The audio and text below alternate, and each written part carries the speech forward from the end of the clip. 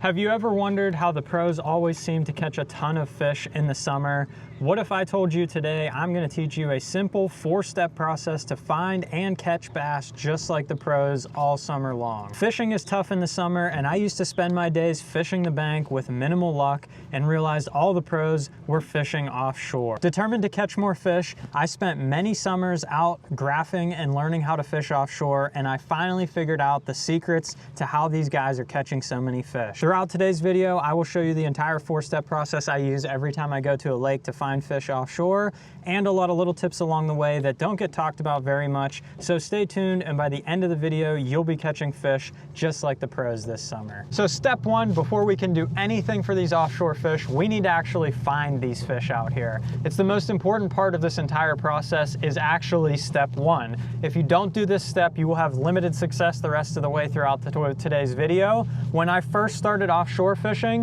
what I would do is I would literally just go out here and either find a point or a hump on my map like I'm looking at right here, or just pick a random depth of water that was off of what looked like a point on the bank but might not have been a point that was under the water, and just go out there and start fishing. And I'd just start casting and hope that there was fish there. Or I'd spend 5 minutes graphing over something and be like, oh yeah, that looks good, and I'd go fishing. So my 2 biggest tips that I can give you are, 1, spend a lot of time graphing. The more time you can spend graphing, the more success you're gonna have. Make sure you see what your fish finder is telling you, and just keep building that confidence to learn what your fish finder is telling you.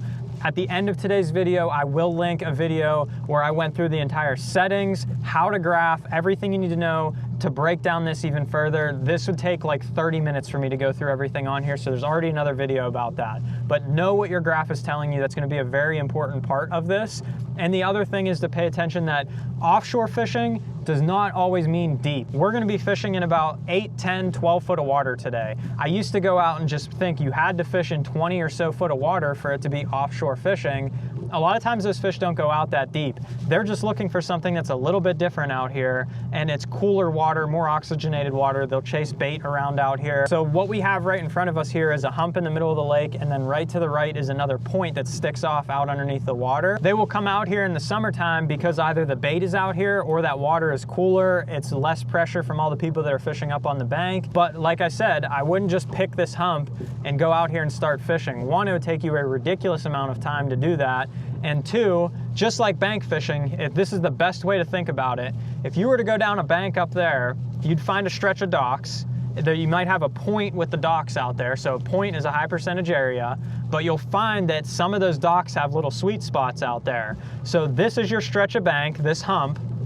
You'll graph around and you're gonna try and find the sweet spot out here. So all I'm gonna do is I'm gonna put the boat in gear, and I'm gonna try and zigzag my way across it, go up, down, back and forth like I'm mowing the grass. But realistically, all I'm going to do is just kind of stay on the deeper side first, and then eventually I'll make my way up on top of it and see what's up on top there. So let's graph around, and when I find the key area here, I'll show you what I'm looking at. So right here is a key area of something that you could look for on your local body of water. So as you can tell from my 2D up at the top, the grass line has just ended and then dropped off. So those fish have something to back up against. It's a little bit irregular, but there's a bunch of places that the grass line could end. So what else makes this spot special that could draw some fish into it? If you look off to the left on my side scan here, you can actually see a little bit of rock pile, and even looks like there's some old bluegill beds out there that might draw these fish as well. And then if you look off to the right, there's actually a steeper break that drops off on the right here that could draw these fish in too. So you have an edge of the grass line that meets up with a ledge at the end, and there's a little flat out in front of it with some rock. And some of these white dots down there are actually fish. So now what we would do, there's a couple things that I could do. You could either turn around and start fishing this spot immediately after you just drove over it, and you will catch fish that way. A lot of times these fish aren't scared out here. If you drive over them, you can turn right back around and catch them. But what I like to do is I'll graph a bunch of spots at once. So I'll find all the different areas that I want to go to. So I'm going to go here, I'm going to go over there, we're going to go over there. We're going to graph a bunch of these spots. So we might not come back and line up on this exact spot in step 3 when we show you how to line up with these fish. But that's what I would do. I'd graph as many as I can. I'd find as many high percentage spots as I can, mark them all, and then go back and fish all of them, and try to put notes in your GPS to see what you're talking about or areas that you're looking at so you can remember why you're gonna stop there. And that way you can go to each one, and when you actually fish it, you can see, was it a rock pile? Right here we can determine, was this a rock pile that these fish were sitting on the edge of this grass? And I'll go and fish all those and figure out if those fish are on that. So now let's move on to step 2 before we get to catching some fish. So step number 2, we found ourselves the perfect spot. Now we want to go fish for these fish. So it starts with your bait selection. The thing with offshore fishing is just about everything in your tackle box will work, just like everything up in shallow fishing will work. You can choose from crankbaits, a drop shot, Damiki rigs, jigs, spoons, worms. You can use literally anything out here on these fish. Instead of trying to complicate it too much off the bat and worrying about, are you using the right bait for these fish? We'll show you how to use these baits in just a second when we get out there, but we want to simplify our bait selection. That was one of the biggest tips that I used when I started doing this. I would go out there and I'd tie literally everything on, and I would have 6 to 8 rods on the front deck of my boat, and when I'd pull up on one of these spots that I thought had fish on it, I felt I needed to rotate through every single bait that was on the deck of my boat to determine if those fish were there, because I didn't know which bait they would eat. However, I learned you really have to have 3 baits on the deck of your boat. You need a reaction bait, you need a bait that you can feel the bottom with very good, and you need a finesse bait. So for me, my reaction bait, I'm almost always gonna go with a crankbait. You can also replace this with a swim bait if you really wanted to.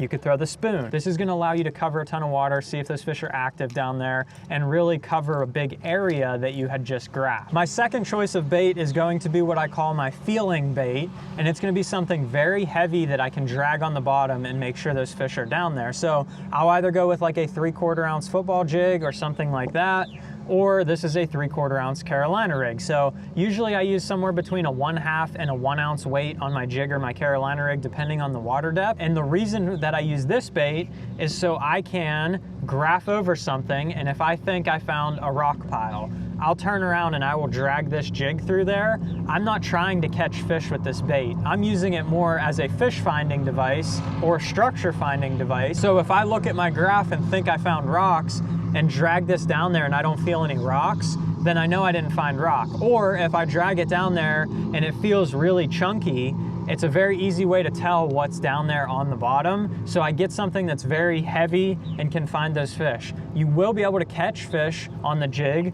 or you can put a plastic on the back of your Carolina rig and be able to catch fish while you're doing that technique. But more often than not, I'm just using this to figure out if I interpreted the fish finder correctly and know what I'm fishing. It's a little bit hard sometimes with a crankbait to tell if you're actually feeling the right thing down there, because you're working that bait pretty quickly and it's usually on like a moderate fast rod, where if you use a jig rod and a heavy bait, you can tell pretty quickly if those fish are down there. And then the last thing you're going to need is a finesse bait. And for me, I almost always will pick a drop shot, whether it's an open hook drop shot or a Texas rig drop shot like this that we're using here today. This thing on a day like today is perfect. There's not a lot of wind. There's a lot of pressure out here, whether it be from other fishermen or boats just driving over top of these fish. You need something that's just gonna get bites if there's fish down there. And this is the one thing that I really use.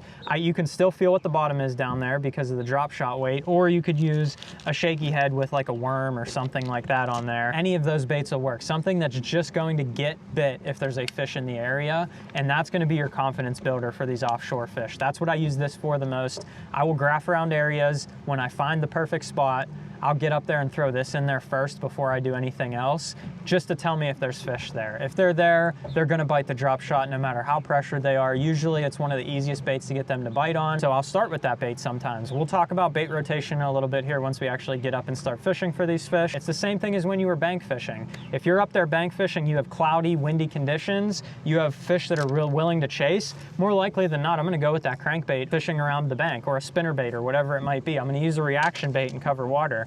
But on those days when it's hot and sunny and you know those fish aren't gonna bite, just like this, those fish react the same way offshore. I'd be using a wacky rig up shallow on a day like today, so I'm gonna use something that's essentially an offshore wacky rig, and that's just a small drop shot worm. It's gonna get bites. So now that we know our bait selection, we have it narrowed down. We don't have 100 baits up on the deck of our boat. We just have a couple to fish with. Let's get up there. We'll show you how to line up on these fish and ultimately how to catch them. Okay, so now we're on to step number 3. We got our baits picked out. We have the area selected that we want to fish. Now it's time to try and catch some fish, but the first thing we have to do is get our lineup correct because these fish are going to be in a very small area, and that's where you're gonna have to cast your bait to catch these fish, just like if you were fishing a sweet spot on a dock or something like that. We are probably gonna have to jump through a few spots today to figure out how to catch them, and that'll be in step 4 as we show you how to jump spot to spot and when to rotate and all of that. But as you can see right here, the first spot we're gonna pull up on is this little point right here.